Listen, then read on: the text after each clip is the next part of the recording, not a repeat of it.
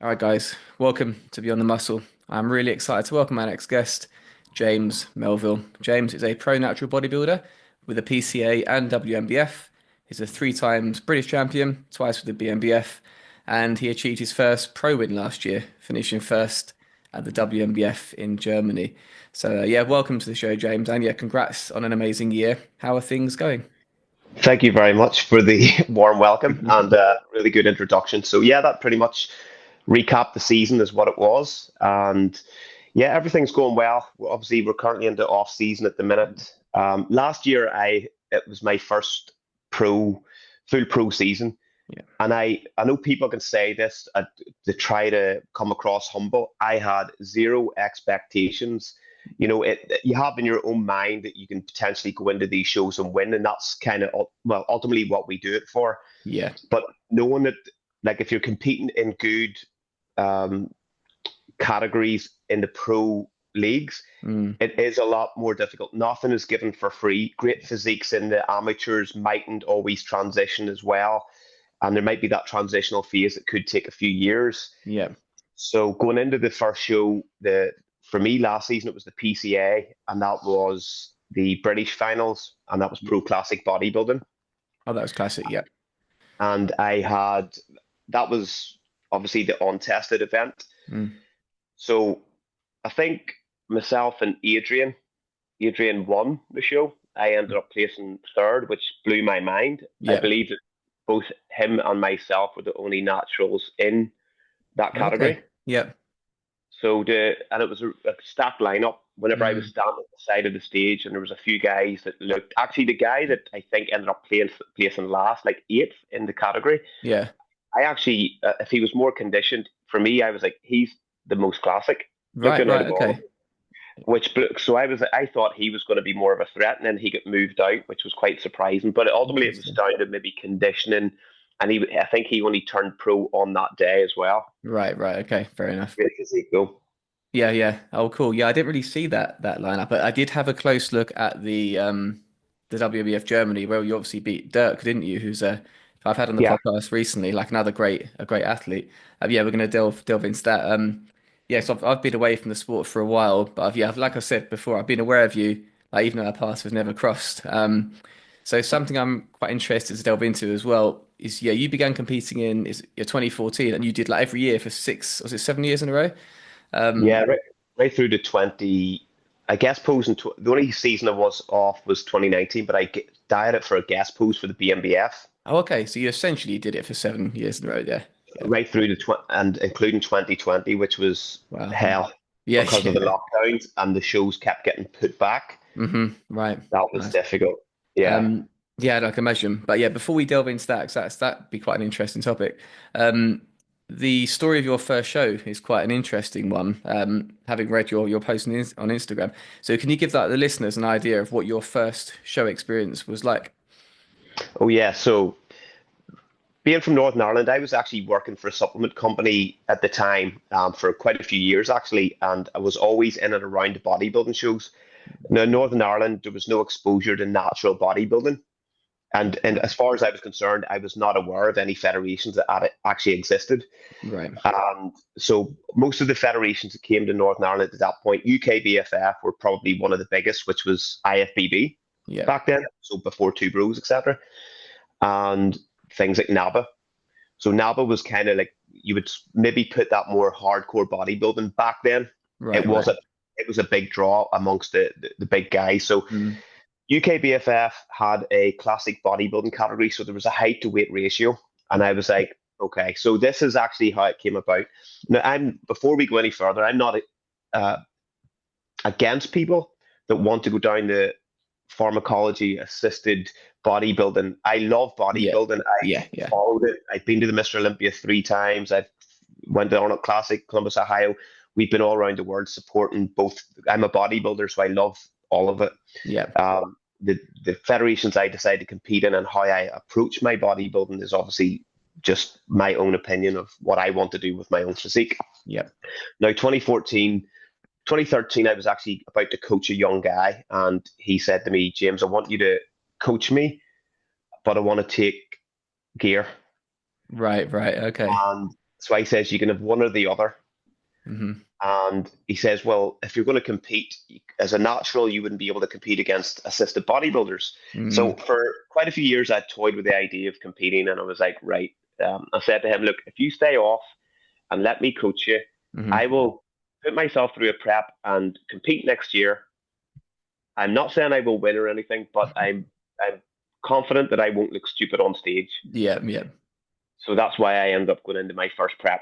Yeah, yeah. Oh, that's So which yeah, so that was UK BFF, and yeah, you yeah. probably read the post. Did I'd yeah. never I'd never suffered with anxiety in my life, and was backstage, was really intimidated. A lot of big guys backstage in my category. I think there was 13 or 14 in my group. So, and some of them I knew from the scene, some of them I didn't. And I went backstage and I stayed completely dressed, Mm. like baggy trousers, this baggy top, and I sat in the corner with my feet up while everybody was up, pumping up in the middle of the room. Yeah. And one of the guys came across who I became friends with afterwards, and he, at the time, he goes, "Do you know something we don't?" Because to him, I looked cocky or whatever, but I was Mm. literally having a panic attack and going, "I don't want to go on stage." Mhm. But ultimately, I ended up going on stage. I was kind of forced onto it and won that first show. Yeah, And what was meant to be a one show, one and done, just to prove that it can be done, yeah, just opened the door. Like it's a story I think that a lot of people probably have. They might only mean to do it once and they fall in love with it, yeah, yeah. and then the rest is history. Yeah, that's funny. I've spoke to a few people actually, and a few of them have said, I think, yeah, Darren Shepherd Loxton was another one. He said, yeah, just meant to be one show, and then that's it, and then they get the bug, and then they're hooked. I guess a lot of it depends on how that first show goes as well, though, doesn't it? And you went in an untested show, is that right? The UK BFF, and you won That it, was which is untested. that's nuts. Yeah, that's Yeah, pretty crazy. I didn't even know they had classic physique back then. But that was 2014. That must have been right when it first I think it became a was the thing. second year. The second Was year. it No, they did it before the actual IFBB. right? Oh, really? Wow. Yeah, so the UK BFF, and so yeah, I was like, I think it was the second year, 2013. I think they launched that. Yeah. I was like, maybe I could do that, height to weight ratio. So I had to come in at 68.3 because it was height in centimeters minus Mhm. 100, Right. Okay. and then the taller you are, you got a plus. Now, mine was no plus. The Yeah. taller you were, then you got minus 100 plus 2 kilo, Hmm. minus 100 plus 4, and it went up the taller you got. So there was a lot of size Mm. differential between me and the guy that placed second, for example. Yeah. Yeah. But it was an experience I didn't think that I was going to have, put it that way. And it was on Mm. stage halfway through, and I made a comment in my post about that. There was a guy from over here shouted, "Number 46. Mm. If you haven't won, I've lost a tenner." Right. Yeah. Yeah. I remember seeing that. Yeah. Yeah. And I looked at my badge number and I was like, "That's me. Maybe I'm not looking that stupid." Mm. So ultimately, it was condition, and Yeah. I prepped myself. I self-taught my posing from watching Mr. Olympia DVDs on a loop Mm. on a DVD player. Right. Just put it on a loop and rinsed it, and it wasn't perfect, but it was okay. Yeah. That's amazing. Yeah. You clearly got the job done, didn't you? Yeah. Because Yeah. I won my first show as well, and yeah, it was like a surreal experience. And yeah, I think that kind of interestingly, I won my first show and then took 9 years off bodybuilding. But yeah, What? yeah, yeah. What? What was your first show? I did the BNBF Southern in 2015 in the novice Okay. class, and yeah, I won. It was a stat class, 15 of us, and I won that, and then I won the overall, and I won best wheels as well. So that was a pretty wild experience for me. That is crazy. And that was your Yeah, first show? first show, yeah, yeah. So I just I'd been aware of guys like 3DMJ, Matt Ogus, like they were quite big at the time Oh in the yeah. States, and I'd just been following their videos. I was sort of coached as well. And yeah, I just watched a lot of YouTube, did a bit of posing. My posing was terrible, but yeah, like yourself, I got really conditioned. And yeah, I had good enough shape that ultimately that won me the show. But yeah, And you didn't go to the British? I did. And but the thing is, I didn't even place in the British because my physique had, I basically over dieted. Because in my head, I Yeah. was convinced that I don't have the mass to hang with like the massive guys. So I'm just gonna kind of lean into the whole conditioning side of things. Yeah. But I was already like completely peeled for the Southern. I thought, let's just dig deeper. I didn't know about the balance between shape and size. And I just dug and dug and dug, and my physique just got worse. And yeah, by the time I got to the finals, I'd kind of ruined my look completely. So Yeah, yeah, I've learned a lot since then. And but it was still a very it was still a great experience, quite yeah, instructive. Yeah. that's Um, cool though. yeah, no, it was yeah, it was a great So experience. winning overall in your first show, I know, yeah, haven't done it a since, but then I brag. got yeah, Yeah, need to win another one. But yeah. what lessons do you feel you learned from your first show, James? Stay humble. Okay, Honestly, and the reason why I'm saying that, like, I wasn't on social media whenever I first competed. right. I sold my soul whenever I was building the gym, and I was advised, look, you're going to need to be on social media if you want to promote the gym. So that's the only reason I end up sort of starting a profile and actually putting stuff on. Yeah. Staying humble. There's, I see a lot of people now. I think there's maybe a wee bit more pressure nowadays for Mm, people because they're putting stuff up before they go on stage, and there is a pressure with social media that they want to. They understand that if they win, it might bring more followers. It might, yeah. give them better content to be able to put up. So it's not just a matter of me walk like it was for me walking on stage the first time, win, lose. If I lose, I can crawl into a hole. Mm, If I win, well, I wasn't really promoting it. It was just yeah. because I Yeah. wasn't on social media. But so there wasn't that added pressure. So for Mm, me, there wasn't an expectation to win. mm, I have an interesting story, maybe for a different time, but I actually had a premonition 6 weeks before where I visualized the win and actually pictured the guy that raised my hand and handed the trophy. right. Right. Okay. Oh Because wow. I told my missus whenever she was tanning me, we were practicing the tan about 6 weeks out, and I had this like goosebumps as soon as she lifted my arm up to tan underneath. And Right. I said, "There's a bald guy. I don't know. You might end up watching this. I don't know, but Mm, um, Danny Brown. He's from over here, and he coached actually the guy that placed second to me, and he was sponsoring the category. But right. I'd never seen him before, and I pictured this bald guy with a t-shirt with a white logo Mm, holding my arm up, and right. we bought the DVD after I competed, and 6 weeks later, my missus hits pause on the DVD and says, "Do you not remember what you said 6 weeks ago?" Right. Wow. That was crazy. That But yeah, is. so the advice for me is like believe that you can win. I think that's really important, because it will. Even if you're not going to, I would prefer people to believe they're going to win and be disappointed with losing Mm, than never believe that they can win and mm, potentially not commit to the whole process, like literally go all in. It's okay to yeah. be upset with a defeat, Hmm. but what's not good is to just simply align yourself with, I'm going to lose. Mm, And maybe your approach mightn't just be as all in as what it could be. But, stay humble, follow the plan, even if you're coaching yourself, yeah. just sort of align with the plan. If you've got a good coach, listen to the coach. You're putting your trust in that person, Mm, and then ultimately just set yourself up with your posing in a really good spot. Make sure that you're conditioned before you go on stage, and just try to be as present as possible. Feel the stage beneath your feet. mm, yeah. Yeah. Some good messages there. And the self-belief one, I completely get as well. It's a difficult one that because you have to balance self-belief with kind of the reality because yeah, you never know who's gonna turn up. But Yeah, yeah, you have to go in knowing that you're going to bring something quite special to stage. I completely agree there.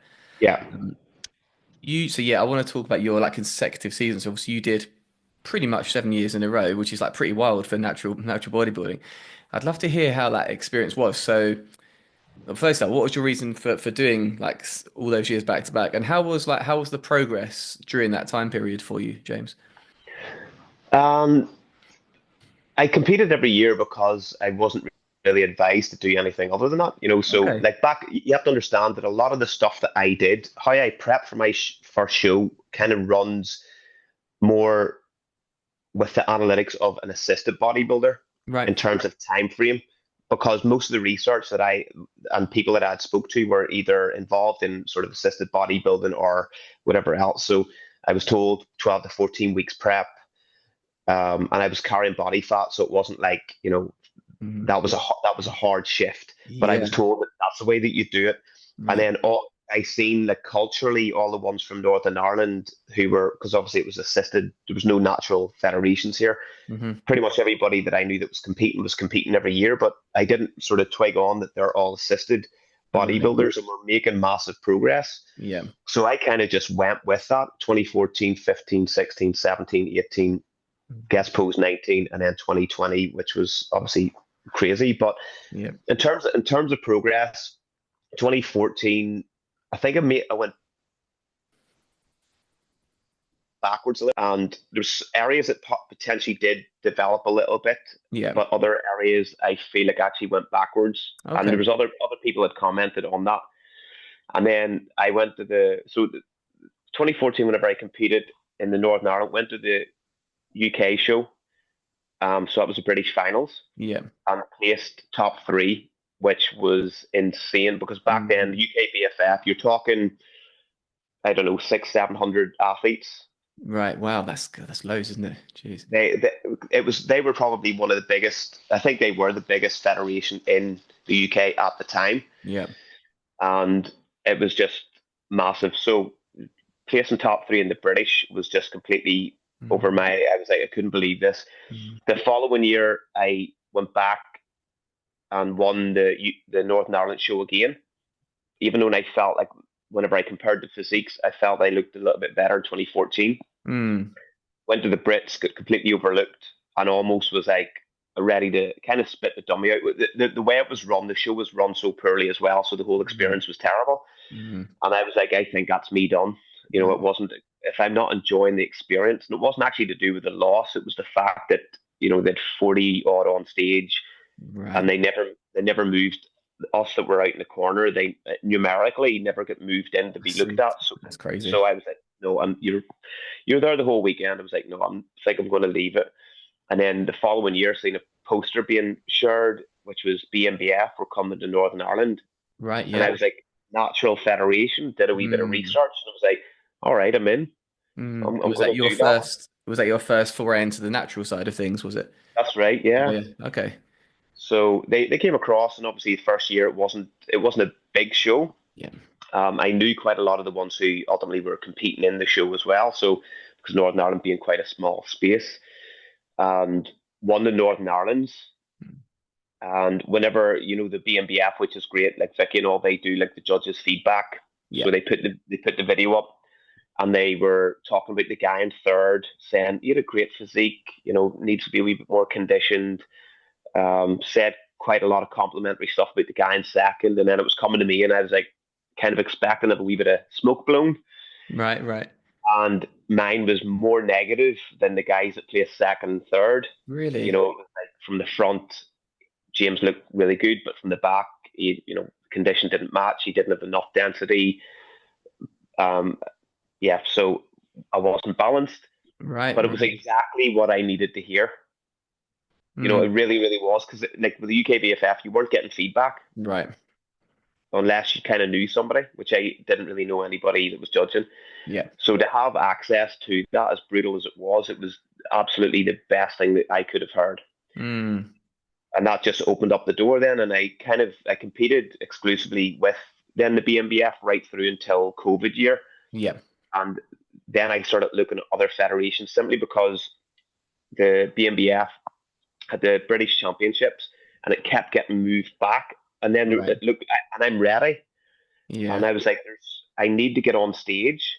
There's other shows potentially. There are two bros were doing their first natural show. Right. Yeah.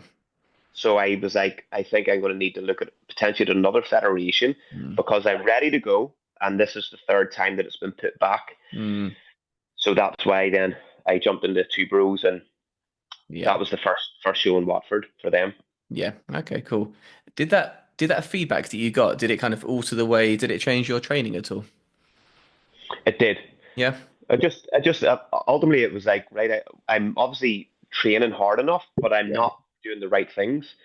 And so I started looking at everything, things that I'm coaching with clients that maybe I'm stuck in my own way with my training. Yeah. Right. But I'm talking about, areas where they're weak and going, right, these exercises might be best. Whereas I was just sticking to the same stuff that I'd done before, I see. Yeah. which is the height of stupidity, to do the same thing over and over again, Yeah. Yeah. results. So like I just went back to the script and went, right, I need to address not just what I'm doing, but how it's being done, Mm, uh, by how frequently it's being done, yeah. and then just run the analytics that like and diagnostics. I'm going to run this for certain blocks and see, is this responding? Is the results growth, development? And if it is, stick with those things as long as you can. Mm, And that was pretty much it. And 20, so what was really interesting was I came back in 2017. I knew I'd made improvements. mm, So I'd won the Northern Ireland show, my category, and the overall. yeah. And Daz Cooper and Claire Burton were doing the guest pose at that show, Right. Yeah. which opened my eyes to that's the pro level, seeing Daz Cooper and the Yeah. density that he had and the Yeah. condition for a guest pose was incredible. I was like, Mm, wow, right, there's levels to this. mm, And then I went to the British. So the first year at the British with WNBF, I ended up placing sixth. mm, And then the second year I came back and placed fourth. And Vicky's feedback, I think Dave Kay might have given feedback as well. Like James has improved, but he's still weaker from the back. right. So I was like, okay, back to the drawing board Mm, and really pushed the limits. Then 2018 came back and won the Birmingham show. I did the qualifier there and then went to the Brits and won the first British title. yeah. Yeah. And I guarantee you that I know for a fact I would never, without the feedback, I would potentially have never won a British title. That's interesting. Yeah, that goes to show how important that feedback is. It really Yeah. does. Yeah, yeah. Well, that's cool. And then you had a bit of an off season and competed in 24. How many years off did you have before 2024? Was it 22 and 23 off? So I competed 2020 COVID year, and then 2022 Yeah. I went in, and so I competed against Daz. He had Mhm. the same idea as me, or DSL. He had the Yeah, same yeah. idea at me. I'd sort of toyed with the potential of competing in a PCA show for a few years, Hmm. just because I'd heard so many great things about how it's run, and then Yeah. being a natural bodybuilder, there was zero pressure to go on that stage, Hmm. and but then I think I was kind of BSing myself. I was saying I was going to do it, but I wasn't pulling the trigger. Right, right. And then towards the end of August, I was booking clients in to Hmm. coach, and Edel says, "You can't book clients in next weekend." I booked us to go to Wales. Right, You're right. doing enter you into the PCA Welsh. I see. So we went there, and Edel was in checking in the hotel, and then I get a message through saying DSL standing in the queue. He's checking into the hotel here. Right, right, right. So he had the same idea. Go there, no pressure, Yeah. enjoy it. And me and Daz went on. Another guy, Classic Phillips, who was also competing in the natural show.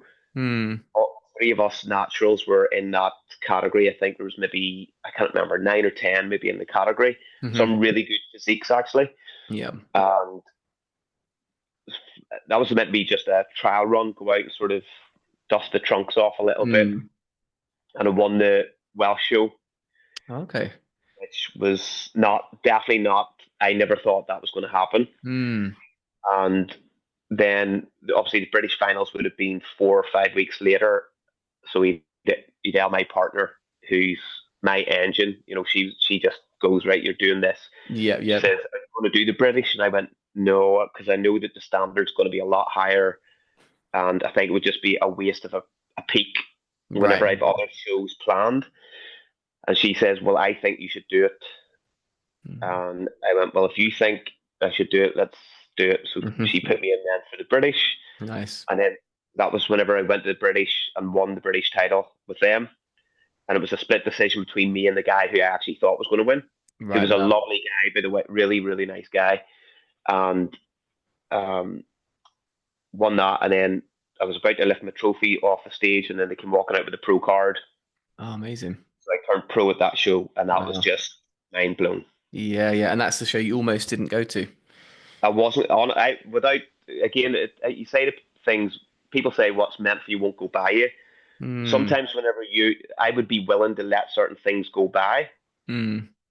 under the premise that I'm a realist, going right. I probably won't. I'm going to waste a peak for that show Yeah, whenever I yeah. probably better chances here. Whereas Hmm. whenever somebody else has a wee bit more belief in your ability, they might Mm. be the person that just pushes you onto those things and achieving things that may have went past. And that's how that season came about. So the other shows that year then was the WNBF first year in Ireland. Right, right, okay. So I was like, right, I'm gonna jump into that, Yeah. just see how it goes, and won that and won the overall and got presented my pro card there. So Wow. it's two pro cards, Yeah, which amazing. both were not expected. Mm. Yeah, no, that's pretty awesome. And then yeah, first season as a pro this year I said, or 2024 rather. Yes, Yeah, you won Germany and then third and fifth at PCA. Um, what was the highlight of that year? My guess is Germany, but I'd love to hear from your perspective. the PCA British really stands out to me. Okay. Look, it's great having my first pro win, Yeah.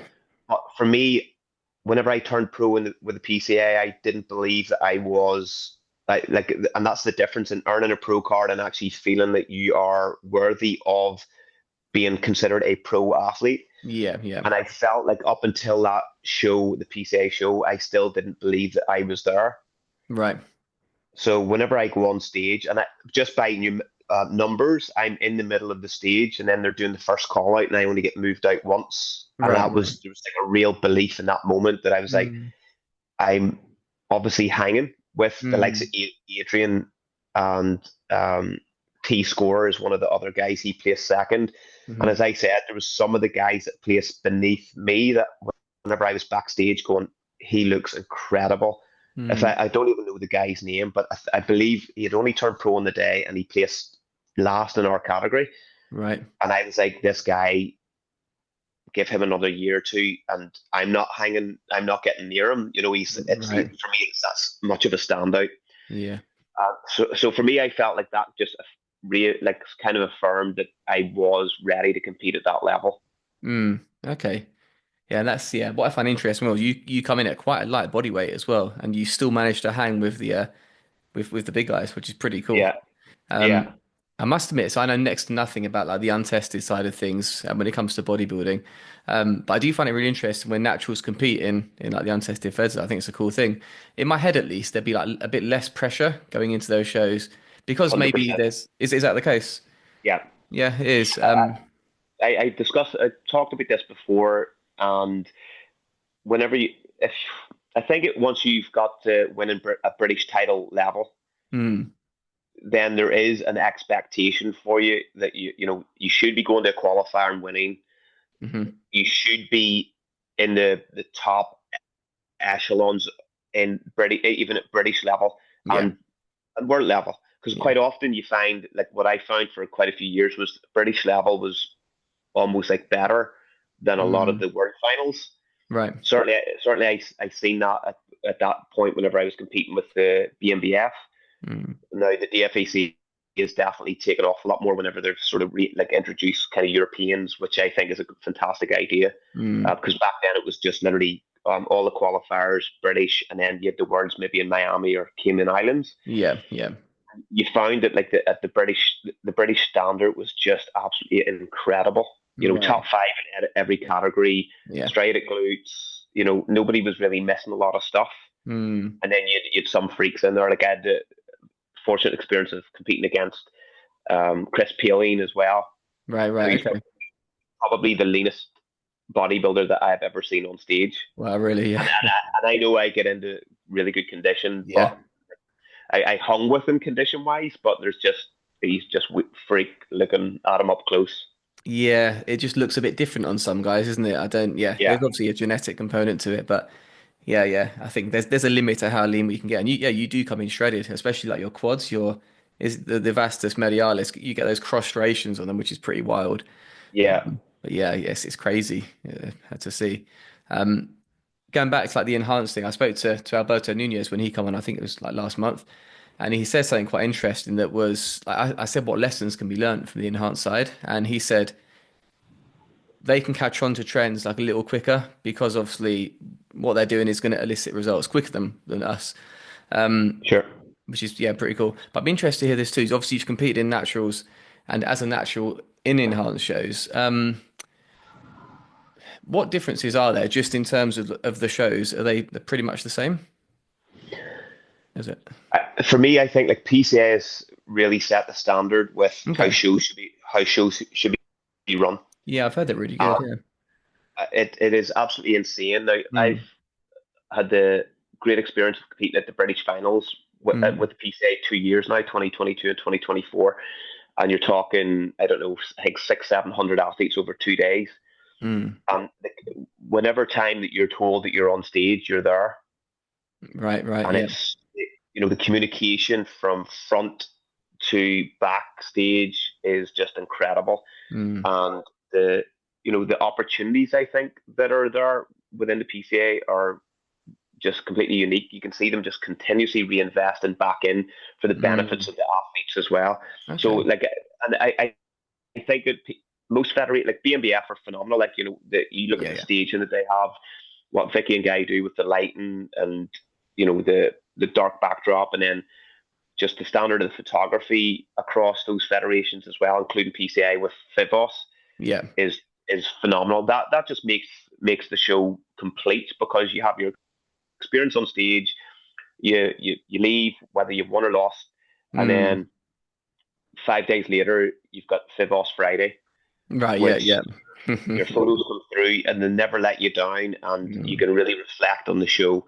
I think so. For me, like PCA's phenomenal. BNBF, mm. my experience with them in terms of like the show, the setup, Yeah, yeah, it's great. it is really professionally run as well. Yeah. No, the BNBF are awesome.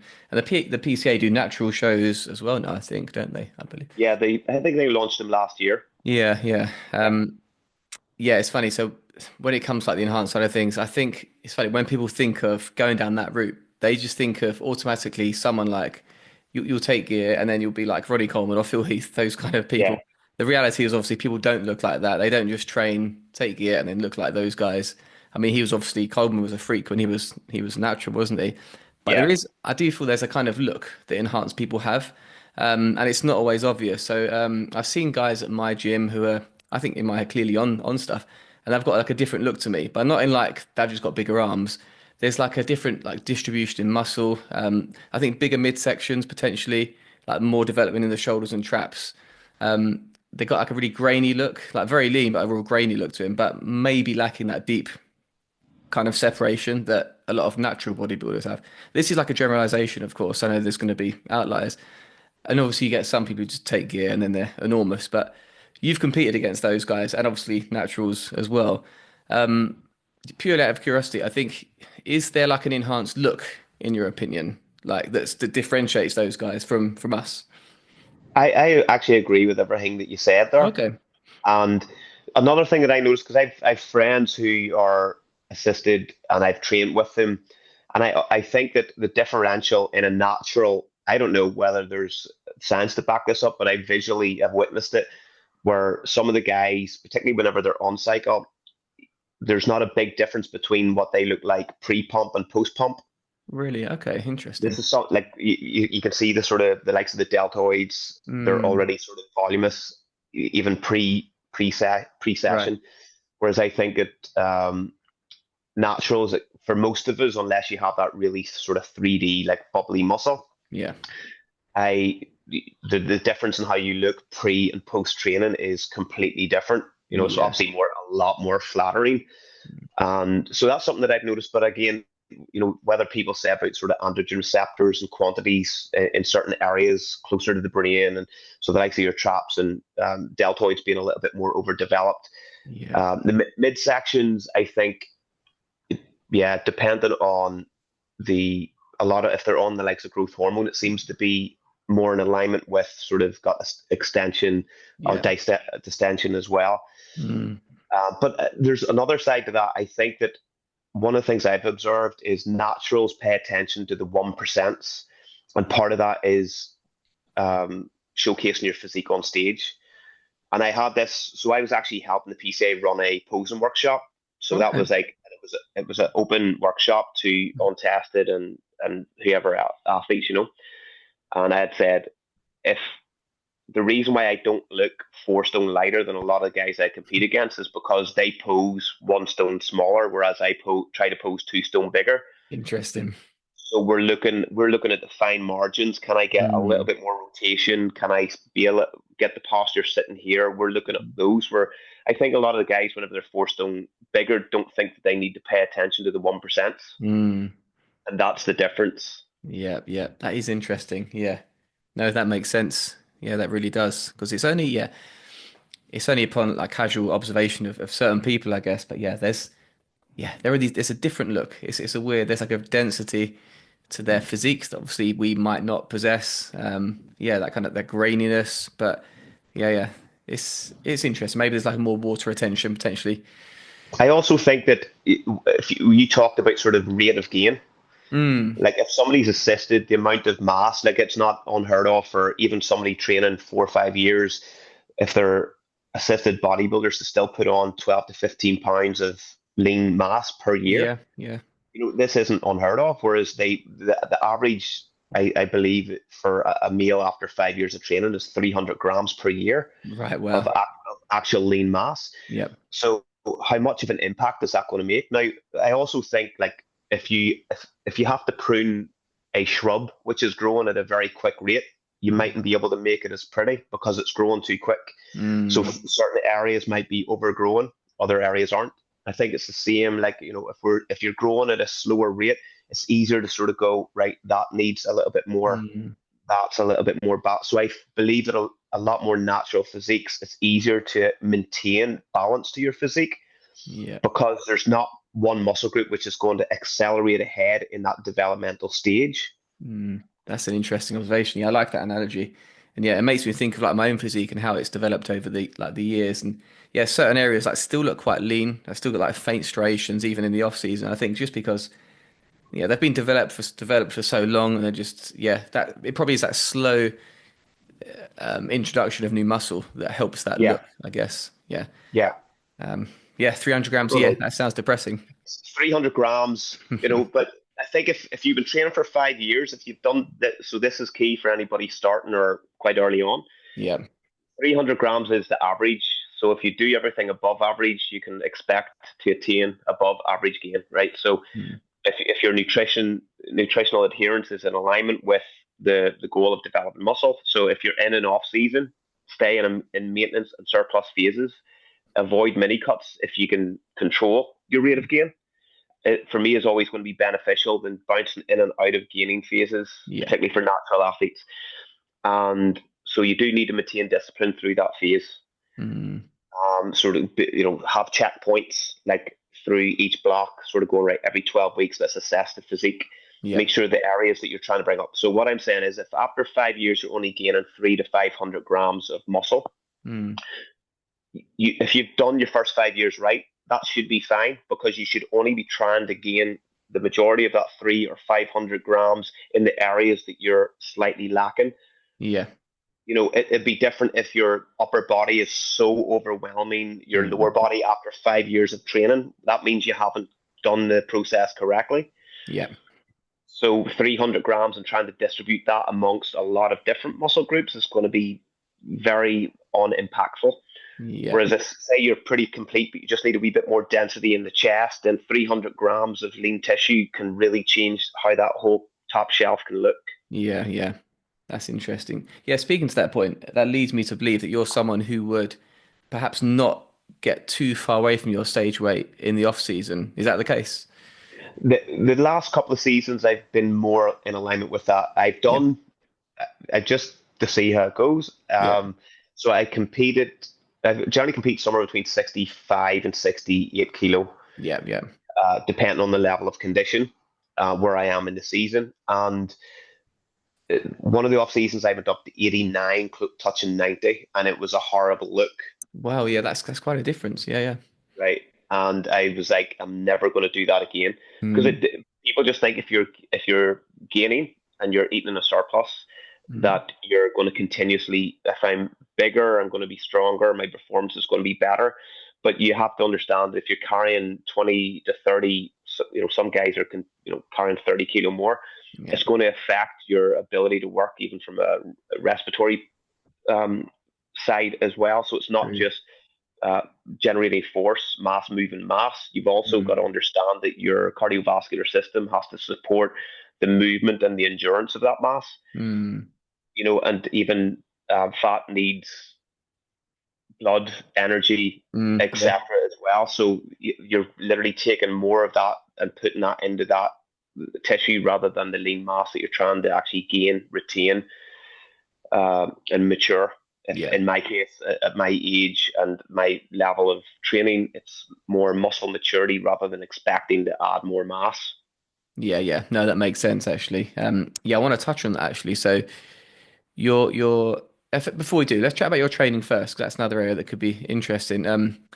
Obviously you've been training for a while. How old are you, James? 44. 44, yeah. Okay, so Yeah. 3 years on me. Yeah, you look good. You look good for your age. What are you? Oh yeah, well, cheers. I Yeah. don't know about that. 41 last month, yeah, getting on. Wow. Scary. Yeah. Um, It's all downhill. It's fine. so oh God, yeah, exactly. It's expected. In bodybuilding, there definitely seems to be like a trend at the moment, certainly, of like less volume, bit more intensity, like closer proximity to failure. How has your training evolved over the years, James? I I've always trained hard. So and as much whenever I'm coaching clients, whenever I'm like designing programs, particularly like we've launched our online platform 3 years ago, we're pretty much at capacity. So whenever I'm designing programs for people, I do coach in the RIR, reps and reserve spectrum, Yeah. utilizing RPEs, etc. But with my own training, for the most part, I do tend to stay a little bit closer to failure. I don't try Hmm. to have sort of only if there's an exercise that I think may be problematic with previous injuries that I may have had. So I need to run the diagnostic. So intentionally, I'll keep the RPs a little bit lower there. Yeah. But for the most part, non-threatening exercise, low-risk Mm. exercises, I'm just going to go right. Let's push this, Mm. and you're going to be able to accrue more reps just as you sort of your central nervous system acclimates to those patterns, those vectors, and you're going to notice that you're going to be able to steal more reps, particularly over those sort of first 5, 6 weeks of that program anyway, just as your skill gets better within those movements. Yeah. But I think so. I've always probably trained closer to failure Okay. through my whole training experience because back Mm. 20 years ago, that was what you did. You just did a set till you couldn't do another rep. Mm. Now, at that point, it probably went to beyond where it became a detriment, where you were still repping even though you run out of skill-free reps ago, Mm. and the Yeah, yeah. technique is a little bit dangerous. And Mm. that's probably why, in later years, you end up developing some injuries, even though your Mm. technique is now better. A Yeah. lot of the initial damage and trauma to those joints that may not have fully recovered may have happened 20 odd years ago, and you're just accruing a little bit more damage in those early stages. So that again, that's another bit of advice I would give to younger lifters. As much as there's a pressure to lift 4 plates or 5 plates on a RDL or a deadlift, doesn't mean that you should. Mm. People are looking at really impressive content because it gets more likes, which I understand. But if it's resulting in you getting injured at a very young age, it's not going to get better the older you get. Mm. That's a So very good point. yeah, my training is I've had to adjust for a few years my training day. So I had actually dropped right back to 4 days, and then for a while it was 3 days. Okay. And that was after I did the guest pose in 2019, where I ended up with it triggered like autoimmune responses, and I ended up quite ill through 2020. Oh well. And I noticed that my ability to handle volume was Mm. just completely reduced. So I ended up 5 days is what I always trained. I ended up Yeah. having to drop it back to four. I was still having some problems. I ended up with 3 days per week. Mm. And now, since then, the last 3 years, I've been able to build it back up to four and then back up to five as I've kind of recovered and kind of managed a lot of the symptoms. Mm. Um, so that's pretty much it. And it really is as simple as listen to your body. Yeah. That is absolutely the main thing that has changed in my training. Mm. Listen to what your body is telling, but Hmm. also look at the visuals as well. And if you're doing something really difficult and hard for 6 months and it's not rewarding you with growth or positive change in your physique, then stop doing it. Stop beating your head Mm. against the wall. Take a step back, analyze, and then go again with a different process. Yeah, some great points there. Really, really good. Yeah, I think I have a similar philosophy when it comes to training and like proximity to failure. I think yeah, on certain movements, it just doesn't. The risk to reward is okay. You know, a lateral raise, pushing them to failure, provided it doesn't cause any like unwanted tendonitis, it's going to be okay, isn't it?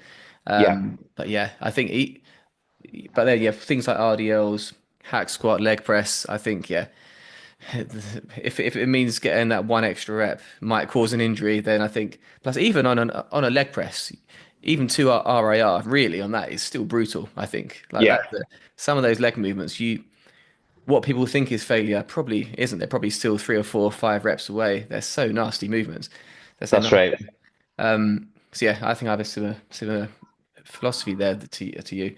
Um, yeah, it does. I do notice injuries creeping in a bit more as I'm getting older. Not so much injuries, just little niggles, a bit of tendonitis here and there, and there that has to be managed. But the good thing about bodybuilding is that we can swap movements out, quite easily. Yeah, But you listen to your body. That's such a good point there.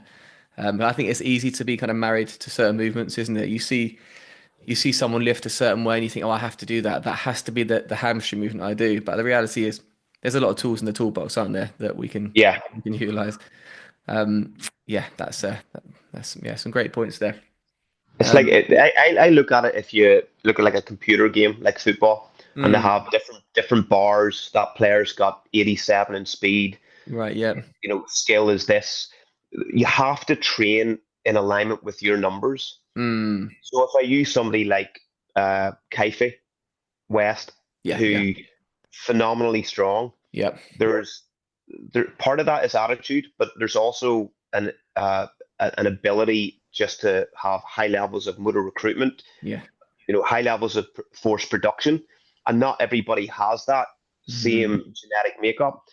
So his skill set within those, his ability to generate that force mm, is allows him to lift ridiculous weight.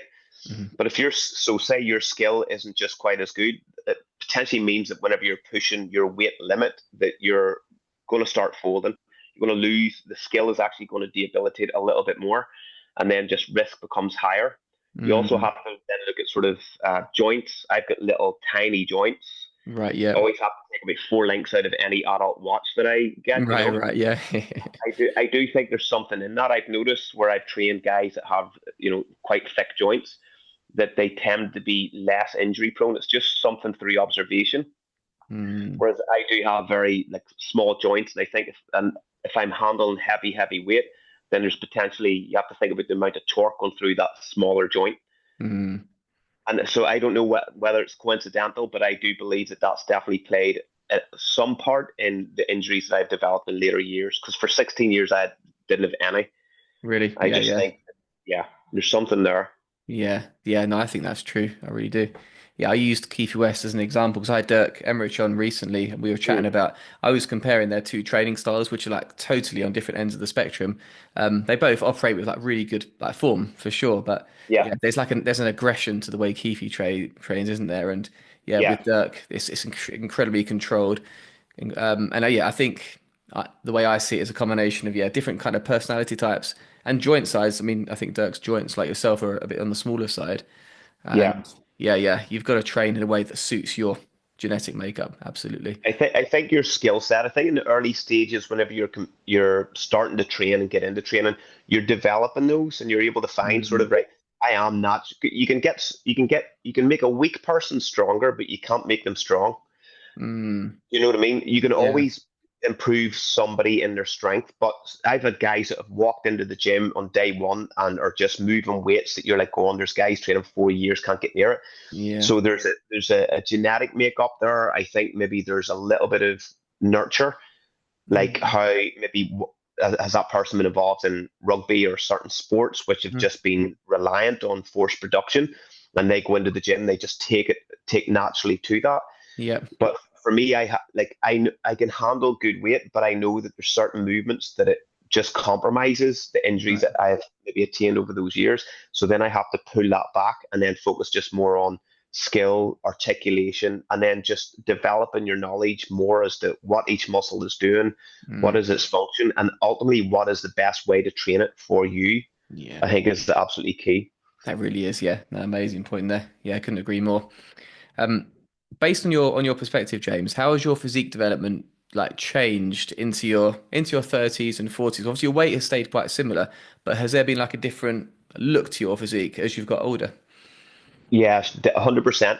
I always, from 2001, I started training at 1993 whenever I was 13 Wow, really that because I young? was, yeah, I was watching Lex Luger on, it was WWF back then, WWE, I remember and I him. just Yeah, seen yeah. this physique and I was like, wow, Mhm. how do I get like that? My cousin says, oh, you need to get some weights. So I got a wee set Mhm. of spin lock dumbbells and an abdominal board, Mhm. started doing weights and trained until I was sort of six. I was playing men's league football. I was doing a lot of different sports. At 13 years of age, I was playing men's league like football, soccer, Mhm. and ended up playing at a fairly decent level. So I always trained, but I didn't realize the impact the training was having on my football, like positively. Right, right. Because back then it wasn't, you weren't, nobody told you. I was from Ballyhinch, a small town in Northern Ireland, so there was nobody there telling me to lift weights to improve my performance. Improving performance in football was turn up at football practice and kick a ball around and run the Right. cones and stuff. So the development on the training side wasn't there, but a lot of the adults that I was playing with were like starting to be really aware of my physique developing, and Mm. I was really shy, and they were like, "Oh, look at wee Jimmy, like, oh, flexing!" Like I'm like 13 and I'm doing most musculars, and they couldn't believe the physique I was developing. But it had a positive impact on my ability to train or to play against adult footballers. Like there was grown men really find it difficult to get me off the ball. Mm. Really good center of gravity, had good strength at retaining my position as well.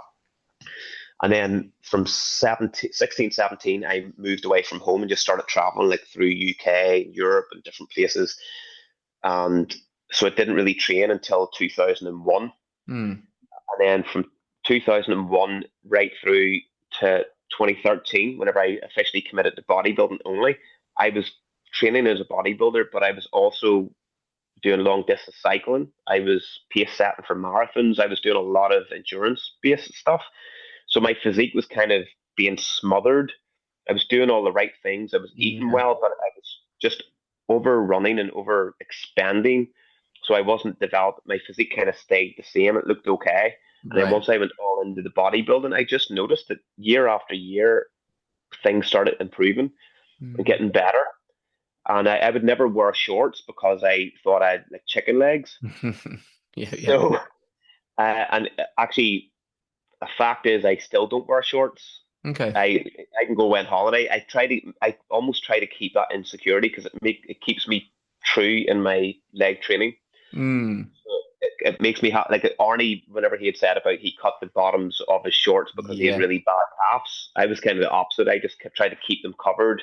Yeah. So if I so I think that was the big thing, just pouring everything into the bodybuilding side of things, removing the other sports and expenditure Mm. and just getting better at the skills of bodybuilding. I just seen my physique develop and just adding a little bit of thickness, a little bit more maturity. Mm. And I actually noticed the biggest change between having that first full off season from 2020 to 2022, Okay, yeah. and particularly in my shoulders Mm. was like because that was the feedback. Like in 2018, even when British title, my most muscular pose looked really good, Yeah. but it was just not no cap really on the delts. Right, right. There's still work to do.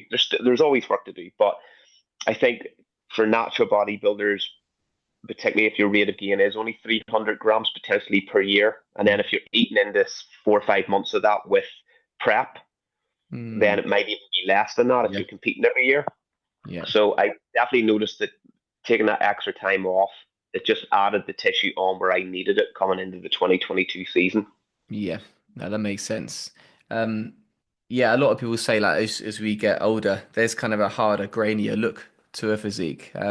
Yeah, it's funny because looking at my physique over the years, I've always been someone that's been able to get very lean. I've only competed in 2 seasons, but condition has never been an issue for me, and I've always had that kind of grainy look. I'm really, really vascular and able to get quite lean. So I don't know if that's gonna. Yeah, my plan is to compete for the next 10 years if I can. Yeah, So I don't know if that look is going to develop even further. But would you say if you've got into your like late 30s and your 40s that you've got like a different look to you, like a denser, grainier look to your physique. Without a doubt. Yeah, I don't know whether there's like you can sort of look at skin texture. The older yeah, we yeah. get, maybe it's like collagen production, different things, might be lower. Maybe skin is a little bit thinner. I Mm, don't know whether it's maybe showcasing a little bit more detail. yeah. It's certainly something like my last season, I seen detail in areas that I'd never ever seen before, Mm, and I would say that I have been as lean as that before. right. Interesting. So I don't know, like the skin, like for me, the skin texture looked a little bit different last year, Mm, and I think like just the older you get, there has to be more detail. There's two sides mm, to it. I think that if as you're competing and the older you get, you do get better at dieting, so you're just nudging the bar of where you need to be a little bit mm. more. Yeah. And what's interesting what you said about your first prep and going then into the British afterwards, where you Mm, felt that you think that you actually went backwards a little bit, like over yeah. dieted. I've done exactly the same a few times, and I call it your cliff edge. Yeah. Yeah. Like I always say to people, your rate of pushing the closer you get to the cliff edge should be consciously reduced. You should be Mm, slowing down as you get to that edge and assessing it. And it's okay to get to the point where you have one foot dangling off the edge and then pull it mm, back. That's your look. You can't just take another full step out, because once you fall off, that physique is really hard to recover. yeah. And that certainly happened to me a few times, because you always think I can go a wee bit more. Yeah. Yeah. Whenever what you had right there was the best look for you. Mm. That's interesting. Yeah, I've never heard that analogy before, but the way you've described that kind of cliff edge, that's exactly what it is. And yeah, it's a real fine balance, and it is like a cliff because the way my physique was at the finals was it was so much worse. It almost indescribable how drastic the difference was. And I didn't. What's weird is that I didn't actually look any leaner as well. I actually looked, if anything, softer. But I think my muscles were so flat that yeah, that's probably why because there were just not enough carbs in the system. So yeah, I really think this interesting. it's probably that plus the stress of Yeah. trying to continue to push the body whenever it's kind Mm, of giving you the signals like, right, we're pretty much here. mm, Look, I think like if you do it right and where your rate of loss is really good, the rate of loss naturally decreases, and people think that that's just simply metabolism, but you're explaining it's actually you've less mass. So, mm, but once you get down really to the lower numbers of body fat, so whether we can say conclusively sub 5%, yeah. I think that you should not be looking for weight loss at that point. Mm, For yeah. me, if you're still searching for weight loss whenever you're in that sub 5%, that's you taking the step over that cliff edge every Mm, single time. Whereas what you should be doing is like just shuffling your feet towards the edge is a little bit mm, better of an approach. yeah. Because then it means that then you're not committing to just continuing to push, but you're Mm, observing how does that look. And then if you feel like, oh, that might be a little bit too far, then you just pull that back, and mm, hopefully you've timed it right and just be able to sort of take yourself into that peak week. And I think that's where you saying that obviously you winning that overall in your first show. I'm mm, assuming that you were ready, like you were peeled, your condition was there. That's why you won the yeah. overall. Mm, So that was probably the best look that you could have brought to the British, yeah. but you still think, right, I've more to do. The other side of that is if somebody goes to with a tactic of going into a qualifier sub finished Yeah. and not quite ready, I'm at 90%.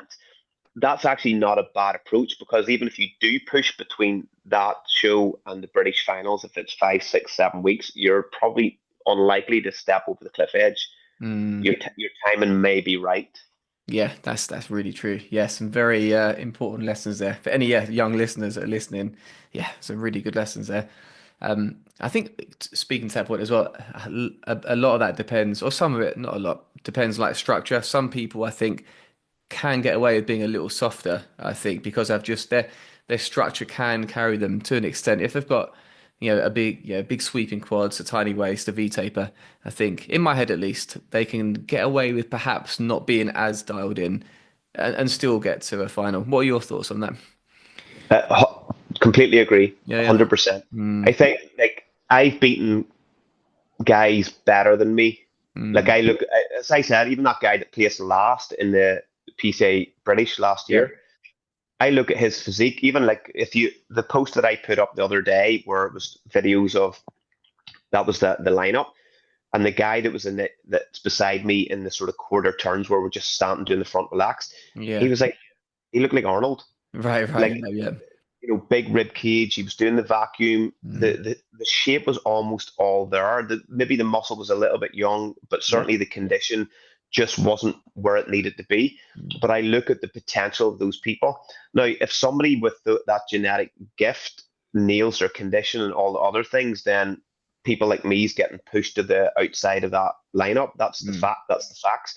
Yeah. So you ultimately have to play to your strengths.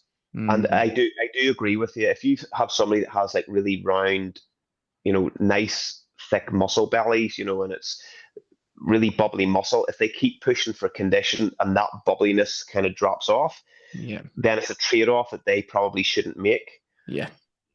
Mm. And you always need to understand what are you trading off. If you start Mm. noticing in your physique as I'm pushing for condition, then I'm losing all this. Mm. And that's an expert eye. You're either assessing it yourself or you have a good coach that's doing that for you. Then you're like going, no, this is what we need to stick with. This is what will beat. Your condition is 90%, but we've got 100% of the bubbliness. Mm. If we push for 100% of the condition, we might end up with 80% of the bubbliness, and then that trade-off just doesn't numerically add up. Yeah, yeah, yeah, that's true. It's a real balancing act, isn't it? It really is. Yeah. Obviously you've been a slight tangent here. You've been around natural bodybuilding for a while. You've seen it grow over the years. Obviously, yeah, there's a lot more classes now, a lot more popularity, I think, generally involving the sport. I'd say the quality is like leveled up massively over the years. I think there have always been amazing athletes, but now I think you've got amazing athletes like throughout the course of a class. There's a lot more depth to it. Yeah, How do you feel like natural bodybuilding has evolved over the years? And do you think it's in like a better place now than it was like say a decade ago when you started? there's literally no comparison. Okay. And you can really see the rate that natural bodybuilding is growing, and it is only taken off. Mm. Like the thrusters are only launched right now, and because you're starting to see, kids even joining my gym. We opened it up to juniors a few years back. Mm. You're seeing kids coming in at 13, 14, developing really good habits, lifting really well, taking knowledge on board, investing in themselves at that age and Mm. their education. And Yeah. it's frightening to see if they do all the right things now.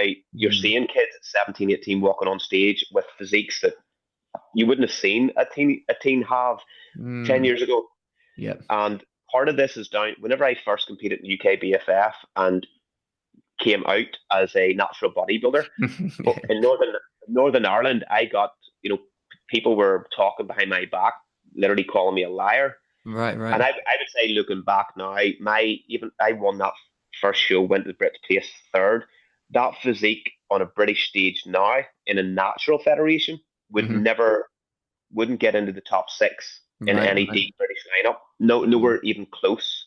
Mm. So that's how far that has came. And so people were kind of saying that behind my back, like, oh, Mm. there's no such thing as natural bodybuilding. There's still people trying to say that now, which is ridiculous. Yeah, yeah. But once people start to see good examples of natural bodybuilders and sort of going, that's what's attainable. Yeah. And then like competing in the amateur ranks and then looking at some of the pro ranks and going, how is that attainable? Mm. Well, this is where genetics meets time Yeah. and knowledge and having all that application is that's the result. And you're like going, okay, for me to get there, then I need to train better, eat better, and be better. So we're seeing the development of natural bodybuilding go through the roof, and so much so where I've had a lot of discussions with assisted bodybuilders that said if they thought that the physiques that they see now natural were possible, Hmm. they would never have went down the assisted route, which I think is Wow. really interesting. That is very interesting. Yeah. That's quite eye-opening, isn't it? I never would have expected that, but it's true. You see the top natural guys, and you think, yeah, why would anyone want to get bigger than that? That's it's insane. Yeah, Yeah, that's a really interesting point there. Um, how long can you see yourself doing this for, James? I've sort of taught just after the injuries kind of last season. I was close to pulling the plug last year and Okay. saying, this is the last one, but simply because the injuries were taking the enjoyment out of it. And then it Mm, just becomes this monotonous process, which, I try to advise my clients, I want to make sure that their mental health, and their mental approach is all aligning, yeah. making the sport of natural bodybuilding healthy, which it should be. And for me, it's just like once I went through the injuries and I'm like just surviving to get on stage, couldn't practice posing. The only time I was posing was whenever I was actually on the stage. It was like a lottery. Am I going to make Mm. it? Am I going to get on? And I'd said to Edel, I think this might be the last year. Right. But I've been fortunate enough to rehab quite well, and I'm enjoying a pretty good off season at the minute. And I'm hoping that I've one more season, which will Okay. be next year, hopefully. And a 26. few things I would like to tick off, and then maybe hang them up. Yeah, yeah. Oh, High cool. probability. Yeah, yeah. I will. Yeah, you've had an amazing career so far, and yeah, I'll be keeping an eye on your progress for sure. Last question. Obviously, I'm aware of your time, James. Before we do the quick fire stuff, what advice would you give to anyone who is thinking of competing? Try to it's not even about investing in a coach. If you know somebody that has, like, if we've young guys coming into the gym, and I would always be, encouraging them and giving them sort of little bits of advice. If you're going to try to find an environment where you can learn, it's not even if you don't have the money to invest in it, get a good gym membership where you have access, and you have people who will actually offer you a little bit of support, and find a community and invest in a community where you can actually go in and learn. I think is really important. Try to take what you learn from social media a little bit with a pinch of salt. Take things on board. Don't be afraid to practice it, but ultimately watch how the results form. And if it's working, then the information is good. If it's not, then it's probably not for you.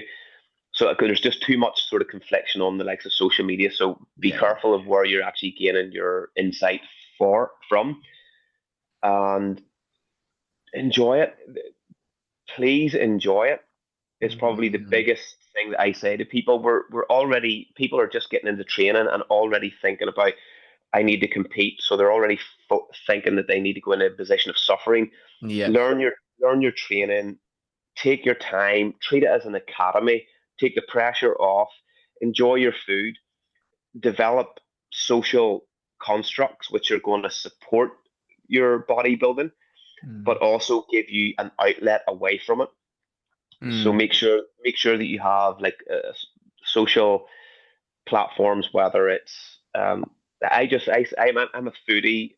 I'm actually studying qualifications to do with like wines and whiskies at the minute. oh, nice. Just for my own knowledge. I love hosting. I get the guys round. We put on food. We'll make. We have a really good sort of social group, Mm, and it's so important. It means whenever I go into the prep phases, I'm all in. I feel complete.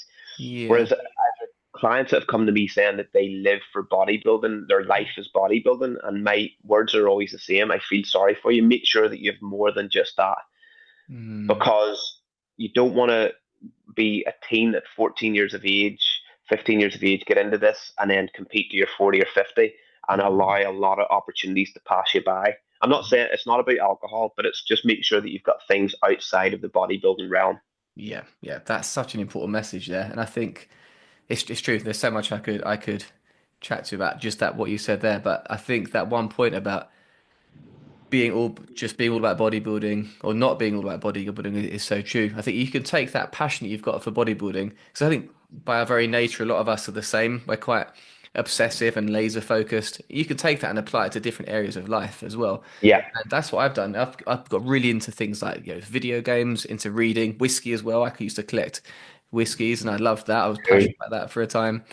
Yeah, I think you're so right. You need to take that and just apply it to different areas because yeah, I think yeah, because if bodybuilding goes for whatever reason, if you can't compete, then yeah, what is there? You need other things to fall back on, I think, like diversify. Yeah.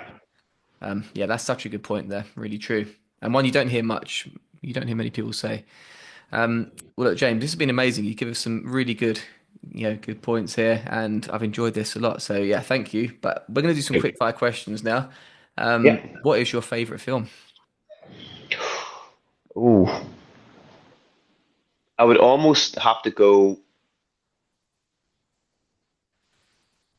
older film. If I had to pick one, would be Con Air.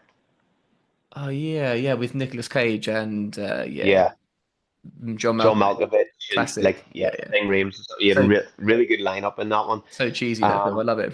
Yeah, it's so cheap, just it so is American, over the top. But you know what? It's one of brilliant. those ones that you don't need your like whenever you're using your brain all the time with your Mm. job. It's good to just sit in front of something that you don't really need to follow, but you know you're going to enjoy. Yeah, yeah, I love that film. It's cool. You know, yeah, there's probably a few other ones, but I would say that's probably a standout for me. Yeah, yeah, yeah. There were some good films come out around the era, like the Jerry Bruckheimer era. Like The Rock is another classic, I think, from Yeah, that kind of time period. yeah. Um, Slightly different question. What's your favorite dieting food, James? Um, I have to be honest.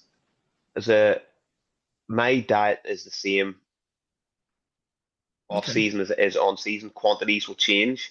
Yeah. The only difference is like in the off season, I'll have maybe a couple of glasses of wine the weekend, maybe a cocktail, and I like my whiskeys and stuff. Mm. I don't abuse it, but I enjoy partaking. But Mm. the my nutrition generally stays the same, and anybody that I've coached kind of knows I do. I'm not one for if it fits your macros as a Mhm. complete format because I think if you're not focusing on nutrient density, then you're really overlooking how the human body's trying to function. But I I have things like burgers with brioche baps right through as I go Okay. in like the week before I compete. Yeah, yeah. I've If I can factor in going out for sushi stuff like that, I'll still do that even as I go through prep. Yeah, As I nice. said, like the likes of oats, I think for me Mm. is hard to look past with just I got all my frozen fruit and stuff in there, Yeah. whey protein added in. I look forward to those meals every day, and I would have things like whole grain bagels, creme fraiche, and salmon. You Mm. know, these are sort of easily prep foods, and then I will have like the more nutrient dense in my lunch and dinner meals, for example. Right, yeah. Okay, cool. Yeah, yeah. Um, Oats are yeah, you can't really beat oats. They're a classic. I Yeah. would usually ask at this point what your favorite off-season food is. That's what I do with my other guests, but I'm curious, what's your favorite whiskey? I'm a wee bit biased with Irish whiskey. Okay. So I do have a good selection. People keep buying me it, so I don't know what that tells me. Right, You know, right. Yeah, tell yeah, yeah. I actually bought. Oh, there's a whiskey shop over here called Friends at Hand, Mm, and they actually distill some of their own whiskey, and they actually nice. partner with some of the Bushmills range as well. Mm, So I got bought a very beautiful whiskey from a really good friend of mine who's also my sports massage therapist. He's one of the physios for the Belfast Giants, yeah. and he had bought me a Friends at Hand one, and it was like I think it's called a Story's End, and it was based Okay. on because he was the only one that other than Edel that knew that I might pull the plug from competing last year Right, and right. Okay. retire. I So see. a journey's end, that's what it's called, Jody's and it End. comes in the box. And it's a beautiful, beautiful whiskey. But Mm, other than that, then Bushmills 16, okay. which is stunning, and lastly Redbreast Quattro Barrales. So it's a 4 barrel uh, Irish whiskey, Redbreast, and Redbreast has won like the World Distillery of the Year multiple times over the last 5 years. They're Right, right. producing some really cool whiskies. Yeah, oh, that's cool. Yeah, I never really got into Irish whiskies, unfortunately. I wasn't in it for long enough, and then I've got so many bottles now just sitting in the kitchen. So I it, did. whiskey actually was the Irish monks. So the Irish monks started off making potsheen, Right, right. and then it was made illegal because it was making people go blind back in I think it was 1500s, Yeah. 1600s. And the oldest registered distillery, whiskey distillery in the world is Bushmills in Northern Yeah. Ireland. Right, right. Okay. So, so it was actually the Irish monks that had made potsheen, and then because it was made illegal, they Yeah. modified the process and then made like less alcohol, like sort of whiskey versions and oak Interesting. barrels, etc. It's quite in, yeah. Yeah, that is. I didn't know that. Yeah, yeah. 'Cause I guess yeah, the Scotch is what you think of when you think of whiskey typically. And I've had quite a few Scotches, and Japanese whiskey I quite like as well. Hibiki Harmony, I think I liked that. was one of my favorites back in the day. But yeah, there's a Yeah, lot of they differences. actually a lot of the Japanese whiskey came. It was Scotch whiskey makers went out to the Oh, likes of Japan, and it was them really? that sort of set it up. Because you look at a lot of the Scotch whiskies might be like quite peated. Yeah, yeah, Peated whiskey is less of a trend with Irish whiskies. It tends to be just sort of single malt. It's yeah, quite smooth. yeah. And then obviously I like sort of like like sherry casks, things like that. I think are really good Mm, flavoring them as well. But Scotch, I've got a couple of really good Scotch whiskies up there as well. And there's somebody's promised me, well, not promised me, but told me that I might be getting a Macallan okay. 25-year-old.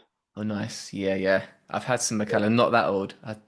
I think the 12 is the kind of standard one I think I've had. Or is there a Yeah, slightly older one, maybe a 16 or an 18, but yeah, they go up in price, don't they? But when you get to that yeah. kind of age, oh, that's cool. 25, nice. What are your hobbies outside of bodybuilding, James? So I'm studying my WSETs at the minute with which is sort of wine. I have a sort of a business idea to do with the like a I used to work in bars, right? So I actually used to manage bars in my late teens and early 20s. Hmm. I was actually a cocktail bartender, kind of a mixologist. Yeah, yeah, cool. So at one point, I always thought my career was going to be like pub landlord and whatever else. And Hmm. had some really I wasn't really into wines back then, just too young and too immature. But I worked with some people that had extensive knowledge on it, and I often wish that I could take my mind back now into that young guy's head and Hmm. listen, absorb the information that I was given because I didn't. So that's kind of I've said, right, I'll go and just study it for my own knowledge. So like like wines, how they pair with foods, what Yeah, whiskies, etc. as well. And so the who knows, you might have heard it here first. In the next sort of 2 to 3 years, I had considered starting like a wine bar and right, okay. calling it. Obviously, the gym's called the Compound Room, and Yep. it's got a flat sky. Uh-huh. I was going to call it the Pouring Room. Right, right, Uh, nice. Silhouette instead of a flat sky would be somebody holding a glass of wine. So Yeah, it'd be like more of a like an upmarket. So it's something that have always thought about as a business opportunity. yeah, And I yeah. think now like Belfast at one point used to just be rough and ready, whereas now there's a lot more sort of kind of upmarket establishments, and there seems to be like a real need and desire for it Yeah, in the yeah. population here. So which is pretty cool. Yes, there might be a place for that. Yeah, that kind of establishment. Yeah, exactly.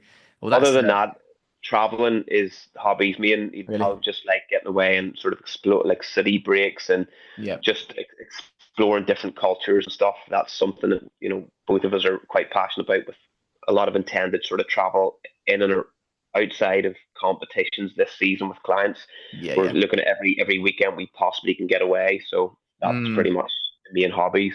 yeah, nice. No, pretty well-rounded list of hobbies there, I'd say. Well, look, James, it's been amazing. Thank you so much for your time. Really enjoyed this Pleasure. chat. And yeah, I'll leave a link to your gym, the compound room, in the show notes, as well as your Cool. Instagram. Yeah, thank you guys for watching and for listening, and we'll see you next time.